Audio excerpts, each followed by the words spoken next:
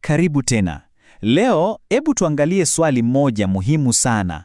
Hivi, kiini hasa cha mafunzo ya Kiislamu ni nini? Yaani, sio tu orodha ya amri na makatazo, la hasha, bali tunazungumzia ule muundo, ile njia na vile vipaumbele ambavyo Mtume mwenyewe sallallahu alaihi wasallama alivitumia. Kwa hiyo, swali lenyewe hasa ni hili. Tunaposema kiini, hatutafuti tu definition ya neno. Hapana, tunataka kujua ile mbinu aliyoitumia Mtume.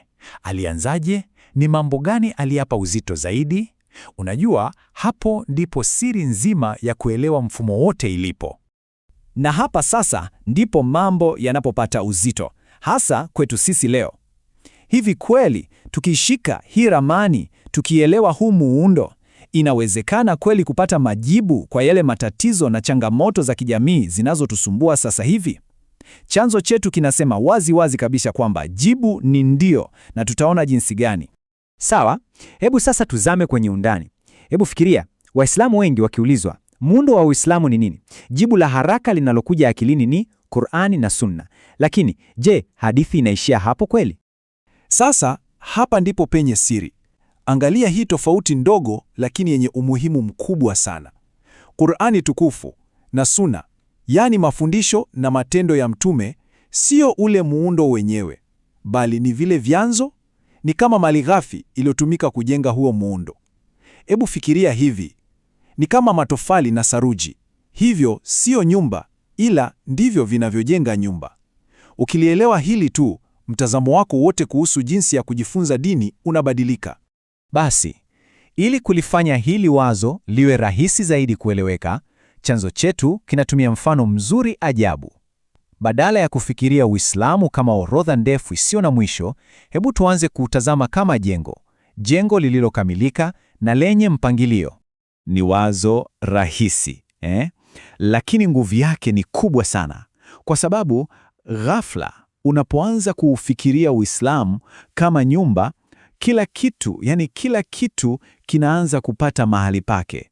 Kuna msingi, kuna nguzo, kuna vyumba, na kila sehemu ina kazi yake. Hii inatusaidia sisi kupanga maarifa yetu na kujua, hiki ni cha msingi na hiki kinajengwa juu ya ule msingi. Sawa. Sasa tukiendeleza huu msano wa nyumba, kama Uislamu ni nyumba, basi ni masomo gani ya msingi yanayounda zile nguzo kuu, ule mzingo wa nje wa elimu ambao kila Muislamu anapaswa kuwa nao?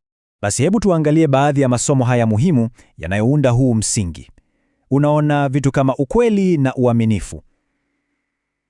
Hivi ni vya msingi kabisa kwenye tabia na jinsi unavyoishi na watu. Halafu tunaingia kwenye zile nguzo za imani zenyewe, Uislamu, imani na ihsani, ambayo maana yake ni kufanya jambo kwa ubora wa hali ya juu kabisa. Kisha kuna mada kama siku ya Kiyama na dua. Hizi ndizo dhana za msingi kabisa zinazompa mtu picha kamili ya imani yake, kabla hata hajazama kwenye maelezo ya ndani zaidi. Ni kama yale masomo ya utangulizi, yani foundation. Sawa, sasa hebu tuunganishe kila kitu. Kwa nini kuelewa muundo huu ni muhimu sana, hasa kwetu sisi leo?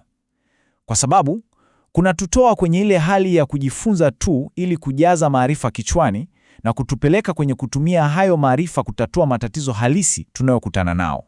Kwa hiyo, mchakato wenyewe unakuwa hivi, rahisi tu. Hatua ya kwanza, jifunze muundo. Elewa ni nini Mtume alikipa kipaumbele. Pili, sasa nenda kwenye vile vyanzo, Qur'an na Sunna, lakini safari hii unaenda ukiwa na ramani mkononi. Hutapotea, unajua unatafuta nini.